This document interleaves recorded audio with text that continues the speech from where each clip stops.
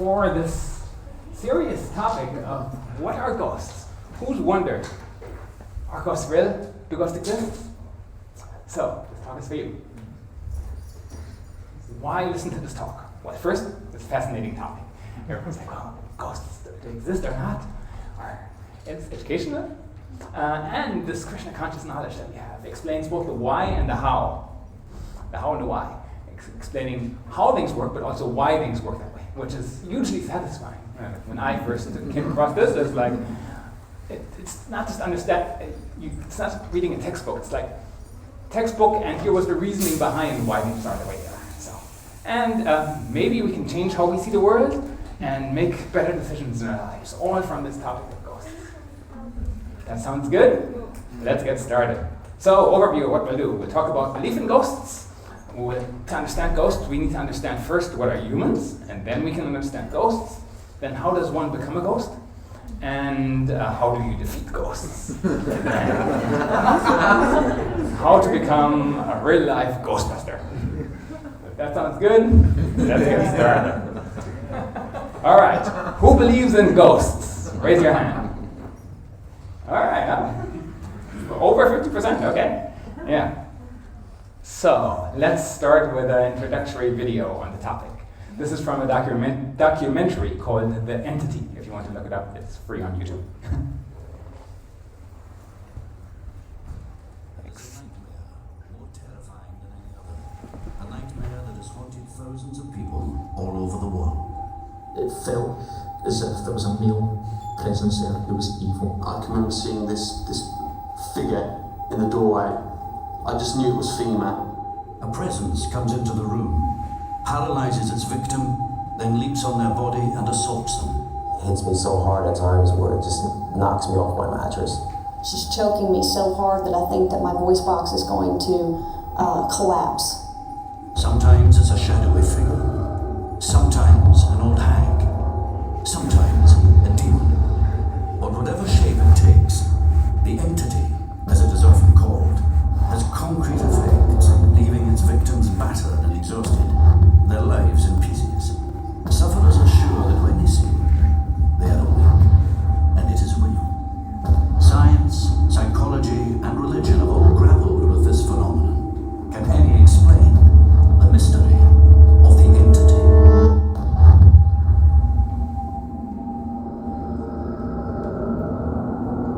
As soon as I become aware that there's someone in the room, I'll go into a paralysis, and I can't move, I can't shout out, I'm unable to call for help, and I'm unable to stop any kind of attack. Usually it's an attack.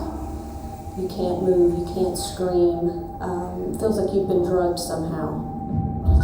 At one particular time, you seemed to be very upset, not so much agitated, but almost fearful. And he said, look, it's at me again, it's bothering me. I said, what is bothering you? He said, you don't believe me? I said, of course I believe you, son. So I laid in the corner, about a foot away from him, got just that little bit closer. And I felt an immediate type of a vibration, a physical presence of some kind. Something outside of our dimension. I went to bed as normal, fell asleep, enjoying a good sleep. When probably in the middle of the night, I was wakened by the feeling that someone was in the room. I was being held down from the back. I could feel his hands on me. I thought I was going to die. A couple of years before this happened, my brother actually had this room. He was staying in that bedroom. I started to tell him what had happened to me in that bedroom. He did actually say to me that he had very similar experiences. He didn't go into too much detail, and just probably the same as me, frightened to talk about it. Is it just a coincidence that it was just the same bedroom? Don't know.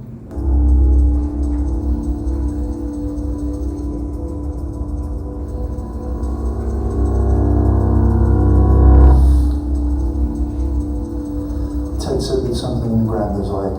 went on to Miseries like I've seen lots of different explanations offered as the scientific explanation of this. In general, and in fact all of them that I know of, do not fit the data of the experience well.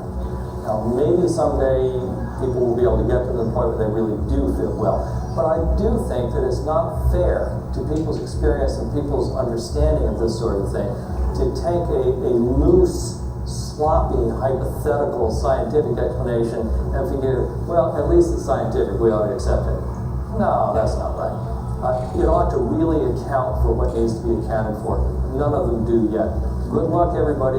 Keep working on it, but let's not claim that it's been done. All right, so there is this conception. Well, science says ghosts don't exist because we can't explain it. So my answer to that, as a genuine scientist, right, I have a PhD, I've been through the process, is don't be stupid. It's like, just because science doesn't have an answer for it now doesn't mean it doesn't exist, obviously.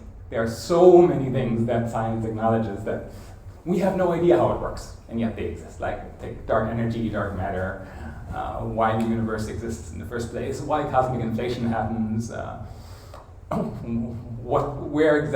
the cosmic background radiation is a uniform temperature everywhere, all these kind of things. Complete mysteries, and yet science acknowledges them. So, just because science doesn't currently know what the explanation is, does not mean anything. Here. In the future, maybe there will be something. And if you go back maybe about 100 years to these list of scientists, all of them were studying ghosts. And why do we not read about it today? No, because obviously everyone knows ghosts don't exist. Therefore, these Nobel Prize winning scientists were publishing rubbish research 100 years ago, when it was not against the grain to study these things. Marie Curie, in particular, she had a whole group of like 15 Nobel laureates who were studying ghosts. So there's documented writing from her where their group of scientists is encountering a room with a levitating table, and they're measuring how tall the table is, passing stuff under it, measuring the light in the room, going, okay, measuring how long it's levitating for before it comes crashing down. Oh yeah, okay, so 1 meter above the ground, okay, how much weight can we place on it before it stops levitating, and all of these things, fully documented by Nobel Prize winning scientists who've controlled the room, who've removed any possible other explanation. So, but that was 100 years ago. We know better now, don't we? So, if we want to understand ghosts, I mean, we can look into this scientific 100-year-ago science, which is useful, but we can also turn to the Krishna literature, the Vedas, the ancient writings of India that explain this phenomenon in scientific detail that anyone can understand. So before we look at ghosts, we need to understand what is a human being. If we understand humans, then we can understand ghosts. So,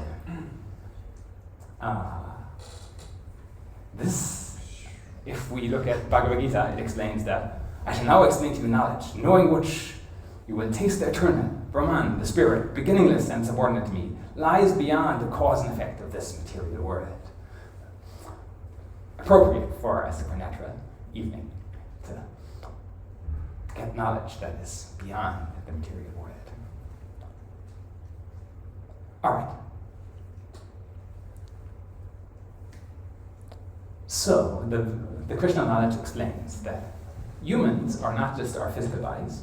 We are composed of a physical body, or let's start the other way around. We are composed of a self, a consciousness, an experiencer that experiences our lives, surrounded by a mind which gives us desires, gives us snap judgment, allows us to interact with the body, which is the physical machine of our experience in the material world. It's like a computer. There's the computer hardware, which is the body. There's the computer software, which exists, but doesn't exist as a physical thing. It's this elusive thing that you can copy everywhere, computer software. I work in computer software, making AI. So computer software exists, but it's not physical. It's subtle. So that's why we also call the mind the subtle energy. And then the user, without which nothing happens in either the software or the hardware. And the user experiences the result of what the software is displaying through the medium of the hardware. And our bodies are exactly the same. And if you have any doubt about this situation, well, science to the rescue. Modern quantum mechanics shows that if you don't have the user, if you don't have the person experiencing the experiment changes. You get a different result from the classic double slit experiment, where you get a different pattern on the detector depending on if someone's watching or not. So, similarly, computer program running without a user, it can tell. Yeah. So with all this understanding, we can understand that I am not this body, I am not my mind, I am consciousness. And my thoughts, my beliefs, my ideas, all of these things, that how we fit in society, what's my ethnicity, what's my nationality, what's my religion, all of these things are external to the true self, which is an eternal consciousness. And then happiness affects us because we identify with these things. When the body breaks down, we go, oh no, my chances for enjoyment are shattered. When the mind, when something our mind relates to is damaged or our favorite team loses, it affects us even though all these things are actually external to us. And just like a car can fix a mechanic with knowledge, and a dentist can fix a toothache, various professionals can help fix bodies and minds if they go wrong. So, of course, many people are depressed, and even more so in this society that we have, where everyone's pretending to be happy externally on Instagram, posting, yeah, look at me, I'm so happy, while internally there, oh no, I'm the only one in the world who's unhappy. And where actually everyone is feeling the same thing. So this is unfortunate, because this kind of happiness and distress comes and goes by its own accord. And really the consciousness is eternally happy. And part of the trick of Krishna consciousness is to understand, okay, material happiness and distress comes and goes. Let me tap into some spiritual happiness, which is eternal, and comes seemingly for no reason, as we saw in the play. So then, with that understanding, let's go into, everyone ready to understand what are ghosts? Ghosts are quite simple. If we have the body, the mind, and the self, the consciousness, a ghost is simply a mind and a consciousness without a body. It's a subtle manifestation that exists, just like computer software exists. It exists in the world, but it's not any physical element that you can point at. You can't say, okay, this is made of hydrogen and carbon. No, a ghost is made of nothing. Just like software is not really made of anything, yet it exists. So this ghost is a detached mind moving about, and it can influence things, just like in the double slit experiment.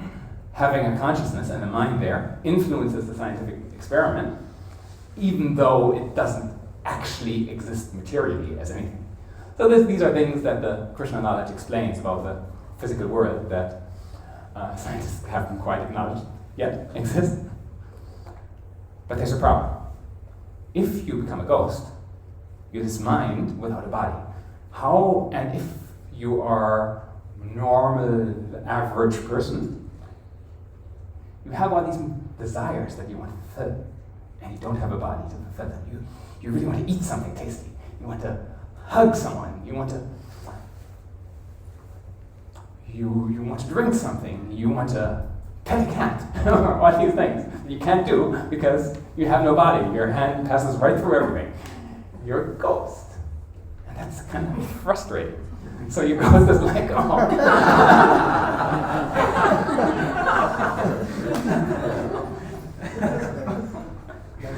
I can't do anything.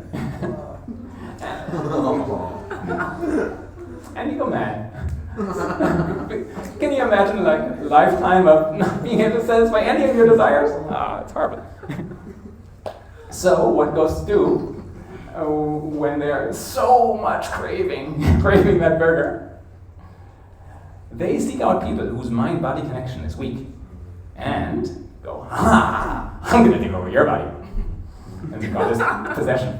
And then they can act out some of their desires. Yes, finally, I can do something physical. Here's an example. It really felt to me inside of me like something jumped inside of me and took over my body. It was a night that I jumped through the window. This is the window he went out. It's like somebody threw him out the window because he did it from a dead stand. He just went out. And that's all I heard. He hollered and out the window. Whenever I come to behind her daddy's car, I heard a word, somebody say, "I see you later, Cody." That's the only words that I heard, and I woke up, "See you later, Cody." And I started walking back up to the trailer, and as I got closer to the trailer, I realized that I'd done something, and I got to seeing, I was cut head to toe, had 60 or 70 stitches. And make sure it's locked. And I pull this bed like that.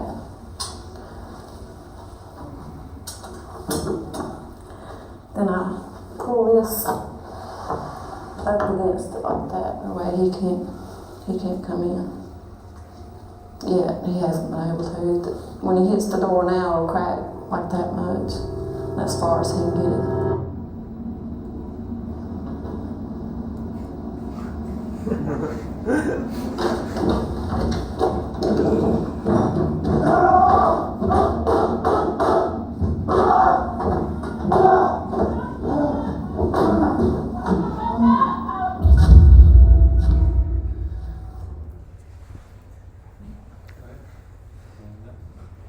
All right.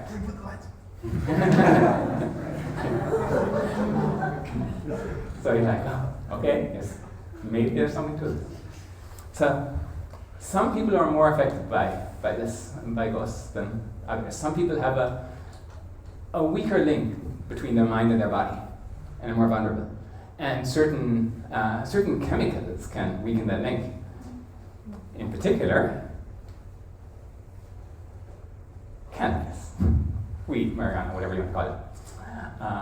It's well-known science. Legalizing cannabis or not, no opinion. I don't know what's better or not. Really up to individual people to decide. However, there is well-documented scientific research that people with a certain variation in their genome, if they smoke cannabis, are extremely more likely to suffer from psychosis or schizophrenia or so many things where they have a split personality, where suddenly they're a different person. I wonder why. They suddenly become a different person. Because while cannabis is maybe physically less damaging than smoking cigarettes, it does stuff to your mind. Particularly, like some people take cannabis for pain relief. Because it removes the mind from the body, it's very effective for this pain relief because your mind is not experiencing the pain of the body. So that's beneficial effect of the herb. But the flip side of that is if your mind is more detached from the body, other things can take over that body more easily. And it seems like some people's genes are more resistant to this than others, but you can have a genetic test to see. But it explains a lot. Similarly, people take ayahuasca or LSD, or in many traditions they smoke cannabis for spiritual reasons. And a lot of people when I mention this go, what I did one of these things and that provided me this spiritual experience, and it put me on this amazing journey to explore spirituality. And you can say, oh yeah, sure. And so you don't need to do it anymore because it has all of these side effects. And in ancient cultures, indeed, people went on vision quests and so on to explain to them or to show them that there's more to the world than just the physical, to open their mind to there being more in the universe than simply the physical immediate matter that they're concerned with. So it can be a gateway. There's other gateways, like reading one of our books, but it can be a genuine gateway for some people, which you can acknowledge. But there are also risks, and spiritual realization is not so cheap as that you can pop a pill and, oh, I'm self-realized, yay, easy. Of course, we all love that. We pop a pill, I am super guru. Give me lots of donations and I will enlighten you. I have taken this one pill and I have reached perfection. It's not that easy. If it was that easy, everyone would be what? Everyone would be doing it.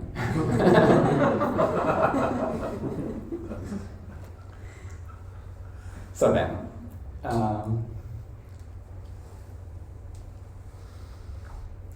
the more you remove the link between the mind and the body by chemical means, the more vulnerable you become to having your body taken over. All right, a brief video of some more background on this topic from Raghunath, who is a very wise monk. Papers, the guy that was buried. I've met mystics who could read minds, who could just see you and tell you about your life. It's all my students, like shocking stuff they would tell you. I've met mystics who, reading minds is a big one. And it's super shocking, the stuff they can come up with. What do you think? I'll share it. What is that? Yeah, right. It's too crazy. It's too crazy. It's too personal with people that I know close, but it's stuff and there's some mystics who can see. Sometimes we see. I won't get too much into this because I will go off on a tangent, but there's some mystics who can see spirits who are haunting a person that you can't see. It just manifests in you as, I'm depressed, or I'm filled with anxiety, or I'm filled with anger, or rage, or depression, or sometimes even a sickness. And we'll say, well, it's just a chemical imbalance. That's why. It manifests as a chemical imbalance, but they'll see it as a subtle being. Right. You have an infestation of dark beings inhabiting your... Exactly. Yeah. And sometimes they stay, and sometimes they're related to you, and they haunt you. Mm-hmm. So this idea of a haunting, it means an unembodied being entering into your body. Like, we say, growing up with the West, a ghost. But the ghosts are real. They're unembodied beings. By the way, this is the Vedic teachings. Sure. I'm a yoga teacher. I don't know if any of this is true. Even if you don't believe that, just consider for a moment that we're all on some level haunted by the people that we've encountered in our lives. Just think about how often you think of that person who holds power over you, that just neurochemically, like somebody, a teacher or a parent or somebody who wronged you, and you replay and replay and replay this tape, and that dictates your actions and your worldview. And is so determinative of how you live your life. That's an infestation. Whether you can actually see some entity, I'm going to steal that. It is real and it lives inside of, I think we all have some version of that. I'm going to steal that. And in the same way they have these epigenetics where you can pass these things on through bloodlines. Right. The yogis, science comes to terms with things that the yogis have been talking about forever. And so the idea of malefic beings, it's real. Right. Yeah. So, if this whole thing of ghosts is a bit too much for you and you're not quite ready to go there, these things are absolutely physically real, subtly real, you can go, okay, these things are conceptually real. These things are things in my mind that I'm holding on to. And the solution is the same.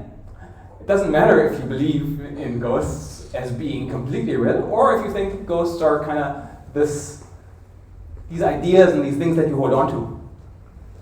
Still, they exist. They exist in your mind, which exists, or they exist as actual beings. Either way. So, any level of belief or not, belief doesn't really matter. It's still the same thing applies. So then, How do you become a ghost? If you want to, I'm free will here. I don't encourage you to try this, but if you want to, these are the 3 ways that you become a ghost. 1 is extreme yoga. And it's true, some great yogis, and this is a genuine process, you can read about this in chapter 8 of Bhagavad Gita. You can become a ghost by yoga practice. So not the kind of yoga you go to a yoga studio, you come to the loft, don't worry, we won't teach you how to become a ghost. But the extreme yogis will meditate in the Himalayas for many tens, some hundreds of years. Like, how can you meditate hundreds of years or what? You slow your heart rate down to like 3 or 4 beats a minute. Your lifespan is a lot longer because your metabolism doesn't work as quickly. You only have to eat like once a month. And like David Blaine can do this, to hold his breath for 20 minutes on Oprah. So if he can do it, a yogi in the Himalayas can do it too. So meditating for hundreds of years, and then by the power of their mental control, detach their mind from their body and take their mind astral traveling and leave their body in meditation, not rotting, not anything, just in this state of suspension. Their body is left, but their mind and consciousness are off, and they can travel to other planets. There's a book we have here called Easy Journey to Other Planets that explains this in some more detail. You don't have to get into a rocket and blast off to this planet. You can become a space ghost. And if you know what you're doing and aren't bewildered by suddenly being this being without a body, because you're a yogi, you can control, you have some degree of control over your mind, you can zoom off to another planet, experience this amazing new world in another planet, and come back if you want. So, extreme yoga practice you can become space ghost and explore strange new worlds. Number 2, extreme attachment. Anyone love their car? Don't answer. So, I mean, we joke about extreme attachment, but some people are extremely attached to their car, their house, some material possession, some loved one, their cat, maybe their wife or husband.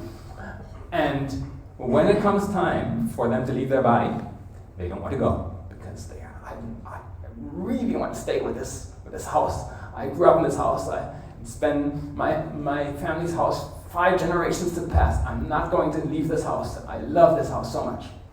And try as the forces of nature might, they can't rip this person. They can rip the person out of the body, and the body is dying and decomposing, but the mind can't let go. And so this mind continues to haunt whatever that is. You can have haunted diamonds, for example, where a ghost follows a diamond around, and anyone that gets the diamond experiences extreme misfortune. Haunted houses, of course, classic. Or follow a particular person around, a particular room, like we saw in the video earlier. The guy whose bedroom was haunted, and both he and his brother experienced the ghost attacking them. Someone that died in that room years before. So, extreme attachment can create a ghost. And unfortunately, by far the most common, suicide. In New Zealand, we have a huge problem with suicide, where for young people under 30, the biggest cause of death is suicide. Right, and number 2 is car accidents. So, the problem with suicide is that people who don't study this kind of knowledge think that, oh, all my problems will be finished. I have so many problems. If only I commit suicide, I'll be nothing, and that all my problems are gone. Whereas in reality, no, they're not. You have the problem of not being able to satisfy any desires as a ghost. So, just like someone that's drink driving gets their license taken away so that they can't continue to drink drive. Actually, on the way here, there was this guy in a BMW ahead of me who was like swerving between lanes. I was like, oh, that person's drunk. I had my distance. But just like that, please take away someone's license. If someone commits suicide, their license for inhabiting a body is taken away temporarily. To kind of make them appreciate the value of the body, but also to prevent them maybe killing another body unnecessarily. Also, everyone's lifetime is controlled by karma. So we're almost predestined to live a certain amount of time. And there's some exceptions where you can where these things can change, but for the most part, everyone is predestined to live a certain amount of time. And if you die before your time by your own free will choice, then there's not a new body ready for you yet in the universal plan. So, which explains the ghost lifespan. How long does a ghost last? Well, as long as their natural life would have been had they not committed suicide or otherwise. And then you can ask the question of, euthanasia. Should we be legalizing it now? I mean, New Zealand has legalized euthanasia, which is a different story, because someone that's going to die anyway, the difference between them killing themselves and them dying naturally is very, very minor. So euthanasia is a much less severe of a problem here. And in many yogis whose life was, who were so sick that they knew their body didn't have any future to it, would simply stop eating and stop drinking, and that way naturally their body expires. And that's considered a bona fide way of not committing suicide, because you're not doing anything, you're just letting nature take its course, which is fine. But generally, ghosts live for as long as their natural body would have lived.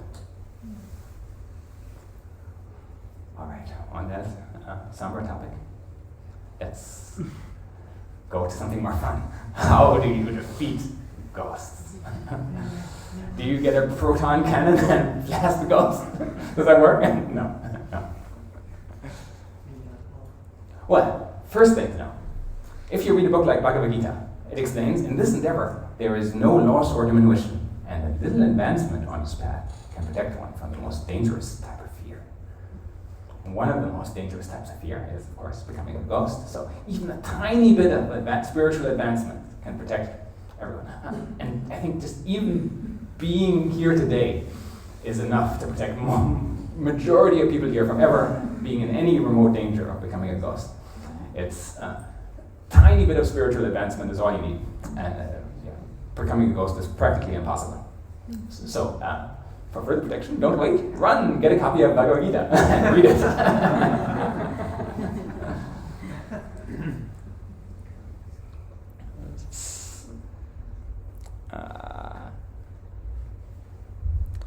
How did I want to lead into this?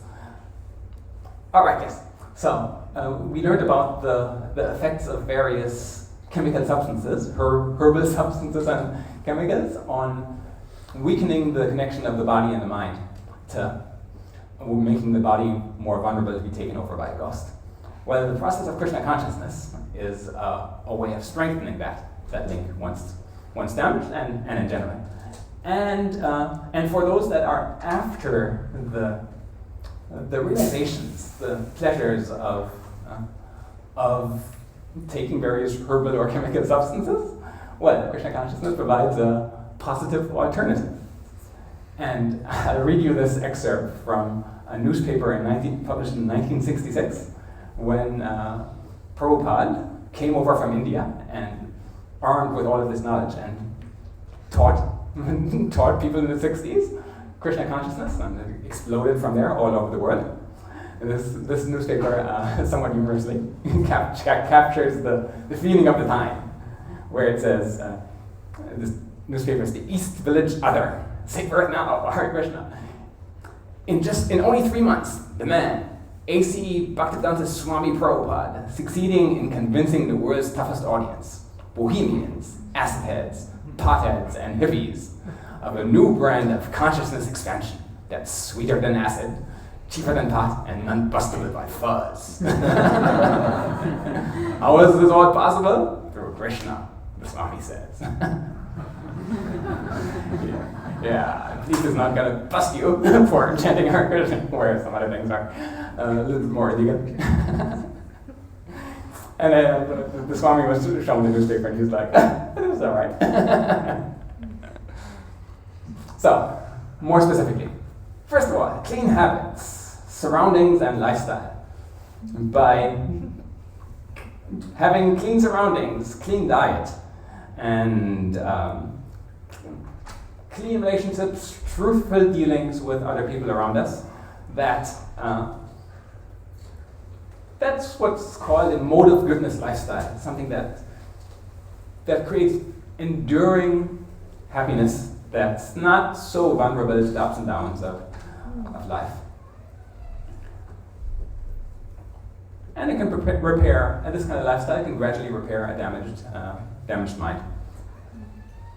As well as if you're in a house where there's some people that are that may be mildly haunted, you're leading a goodness lifestyle, the ghost doesn't have much to grab onto. I remember I was living in a place, and my roommate, this other guy, who had kind of liberally indulged in the weed, shall we say, he was getting attacked night after night, and he was like, "I can't sleep here," and eventually he moved out because he couldn't stand it. But I was like, "I'm fine. Yeah, I don't notice anything." I've never smoked weed for my sins, so that I can see how this kind of clean habits, both internally and externally, makes a big difference. And even if you don't care about ghosts and you don't have that problem, it's just healthy and good and makes you look younger. Like, anyone guess how old the lady on the right is? 49. She's a nutritionist and herbalist, and she's been for many, many years being like fully organic, super amazing lifestyle. So yeah. If you want to look her up, she's written a book. She's Elizabeth Breton Jones. All right, and also beyond the material, there's the spiritually strong mind, which is meditation. You do mantra meditation, actually any kind of meditation will help strengthen the mind, but we practice mantra meditation here because it's particularly suitable for the age we live in. So this takes a bit of work. It's not like you can pop a pill and suddenly, I'm self-realized. No, it takes a bit of work to learn mantra meditation. It's a bit of a struggle initially, but very quickly you start getting some results, and as you do, your broken mind, everyone has a broken mind to a certain degree, and we're all on a journey to fix that mind so that it's our best friend. There's a verse in Bhagavad Gita that explains that the mind can be the best friend and the worst enemy, depending on how you feed it. So I feed the mind mantra meditation, and the mind heals, gets stronger, and becomes our best friend, protecting us from all kinds of ghosts, and generally allowing us to be in control, not our whims and desires.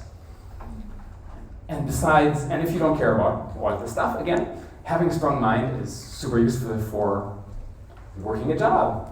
Most of us work some kind of job where we use our brains and our minds to perform something in the world, whether you're building something, whether you're talking to people, whether you're interacting with a computer, or all these things. All that requires a strong mind that can concentrate, that can think, that can use the world and generally be a productive member of society.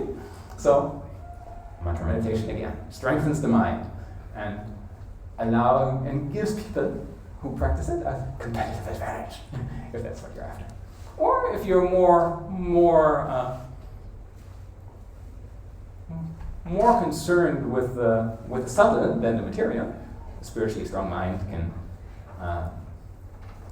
strengthen our spiritual focus and allow us to ultimately make progress on our journey to self-realization. And these things are a virtuous cycle where you think, I can't become vegetarian and get up early and do all these things, it's too much. Just start with the meditation.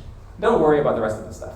So meditation will go the more you get into the meditation, you realize, oh, this place is a mess. I better start cleaning it. This mind is a mess. Oh, I never realized how out of control my thoughts are. Let me start changing that. And then you strengthen your mind, and your lifestyle changes, and it all spirals from the mantra meditation. So if you want to do one thing, ask any of our practitioners here how to do it. It's fairly easy, cheap and easy. Some places will try and sell you a mantra for like $1,000. No, we don't do it here. It's like, the mantra is free, you pick up some beads for a couple of dollars, and you can get going. Any of our practitioners can show you, and it's the first step to mind superpower strengthening. And then the clean lifestyle follows, almost automatically. Practically anyone that is serious about the mantra meditation will automatically clean up their lifestyle. I remember I became vegetarian by accident, like 20 years ago. When I started mantra meditation, I was like, oh, I haven't eaten any meat for a month. Oh well, I guess I'm vegetarian. It was that easy. But because every day I was doing 15 minutes of chanting, mantra chanting. And as this virtuous cycle completes, you gain this understanding. I'm not my body, I'm not my mind. My mind might be chattering away, do this, do that person said this. You don't care. You're like, yeah, whatever, mind. I am my own consciousness, and your body might look like this, might look like that. You don't care. You're like, oh, well, I'm going to do my best to have a strong body, because strong body means strong mind, and it's good to be healthy and so on. But you're not going to be overly concerned. You're like, I like myself the way I am. Unlike, you're not going to go on Instagram and go, oh, that person who photoshopped their face is far more attractive than me. No, you don't care. Because by this virtuous cycle, continuing to give benefits to mind and consciousness, you go, I am consciousness, I'm not this mind. This mind is my friend, it's a nice little pet I keep in the corner. If it's hungry, I maybe feed it a little bit, but I'm not overly concerned. And this kind of knowledge, I mean, I can say this and everyone can understand, but this kind of knowledge takes realization. In Sanskrit, there's a difference between jnana and vijnana. Jnana is knowledge, like knowledge you can read in a book, but vijnana is realized knowledge, knowledge that you've internalized, that's become one with you. Knowledge that that influences your actions in the world. So it's very easy to say this, but it takes some work to internalize the concept. And again, turning to Bhagavad Gita, for one thus satisfied in Krishna consciousness by committing to the virtuous cycle, the threefold miseries of material existence no longer exist.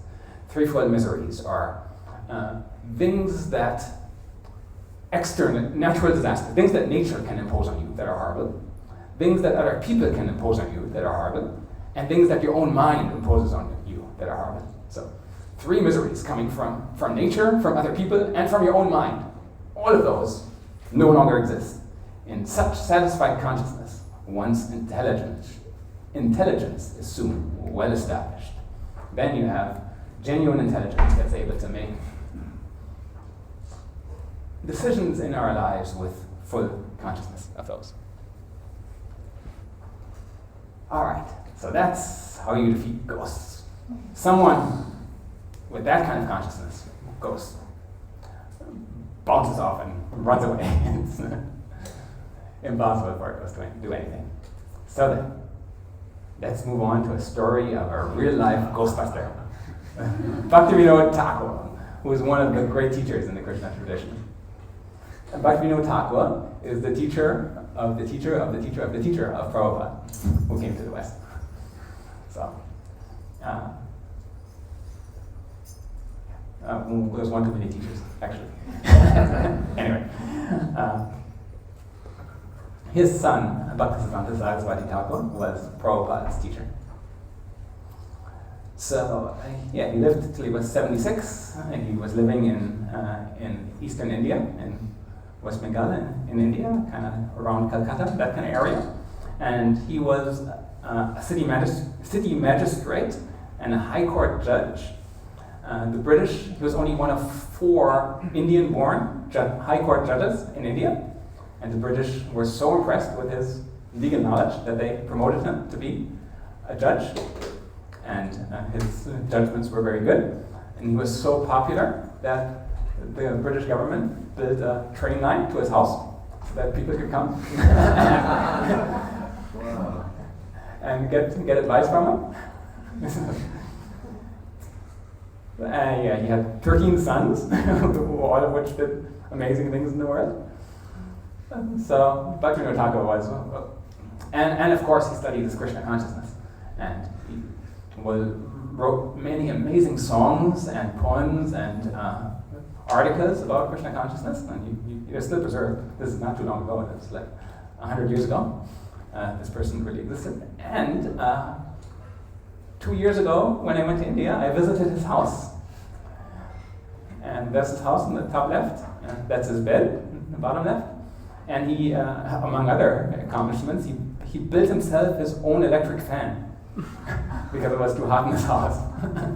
And then that's the fan preserved. So he was a really kind of Renaissance man who was into so many amazing things. And he made a prophecy where he said in his later years that 100 years from now, just over the river from my house, there will rise the biggest temple the world has ever seen. And that temple would teach this knowledge of Krishna consciousness to people. People would come from all over the world to visit this temple and learn about Krishna consciousness.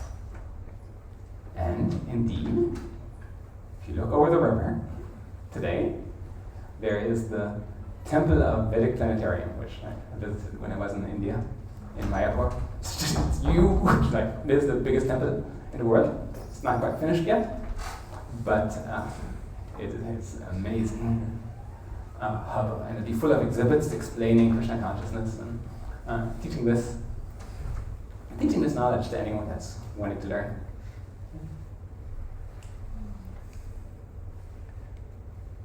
All right, so Bhaktivinoda Thakur, he and one of his sons, Bhaktisiddhanta actually, were traveling.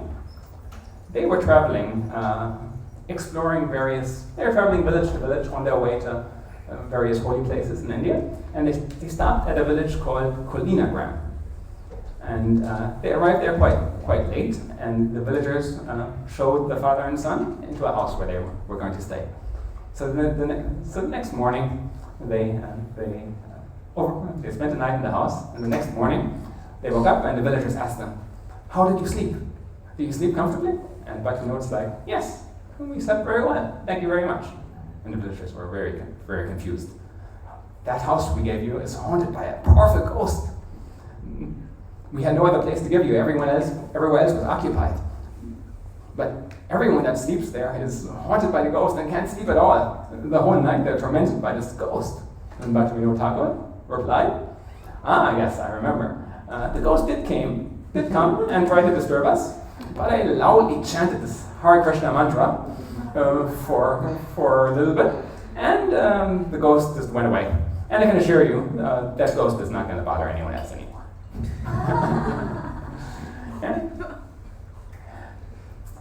And you can read so many more things about Bhaktivinoda Thakur. There was this fascinating guy.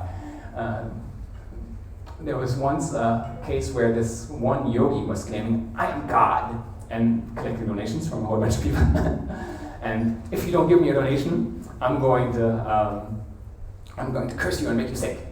And people were getting sick if they didn't do what the yogi said. So Bhaktivinoda investigated and brought the person to trial to his court, and was collecting evidence and so on, doing everything you need to do as a judge and a lawyer. He wasn't a judge at that time. He was city magistrate, so he was in charge of the police force. And him and his whole family started getting sick. And the yogi was saying, "Drop the court case, otherwise everyone, you and your family will all die." And everyone was getting very sick. So he was, on the day of the court case, he was brought on a stretcher to the court case, and he whispered to one of the policemen, go get some scissors, sneak up behind the yogi and cut his hair off. So the policeman did that, cut his hair off. Immediately the yogi fell to the ground. Bhakti Vinod was cured of his illness, got up, and proceeded to carry on the court case. The yogi was exhausted, all his power drained from him. He couldn't do anything anymore. Yogis store their power in their hair, so cut their hair off. They never cut their hair, and that collects their mystic yoga power. So Bhakti Vinod knew this, and knew obviously this guy's not God. so he knew the trick, and waited for the right moment when the yogi was distracted, and arranged for his hair to be cut off. So many stories like this of Bhakti Vinod. All right. In conclusion, I've told you lots of things today, and some of these things, for some people, might be a bit like, wow, that's really? Well, if you read something like Bhagavad Gita, right at the end of Bhagavad Gita, conversation between Krishna and Arjuna, at the end of all of the teachings of Krishna in Bhagavad Gita, Krishna says this: Thus I have explained to you knowledge still more confidential. Deliberate on this fully, and then do what you wish to do. So we take this very much to heart here at the lab, where everyone has free will. You can do whatever you want to do. We try our best to educate and teach, but ultimately, everyone's free to do whatever they like. You can take nothing from this talk, take everything from this talk, start chanting immediately, never do any meditation again in your life, or do some other meditation. It's up to you, and everyone has the free will to make that choice as they please. Krishna said this to Arjuna: you do what you wish to do. And I, following in Krishna's footsteps here, say this to you. You've heard all this, you can do as you like. Though, of course, I do recommend chanting and reading the books and all these things. So, conclusion. Ghosts are real, either literally real or metaphorically real, whatever floats your boat. Humans are a combination of body, mind, and consciousness. Ghosts are minds without bodies. Suicide and extreme yoga and extreme attachment makes someone into a ghost. But pure lifestyle and meditation practice gives one the strength to become a real-life ghostbuster. Thank you very much.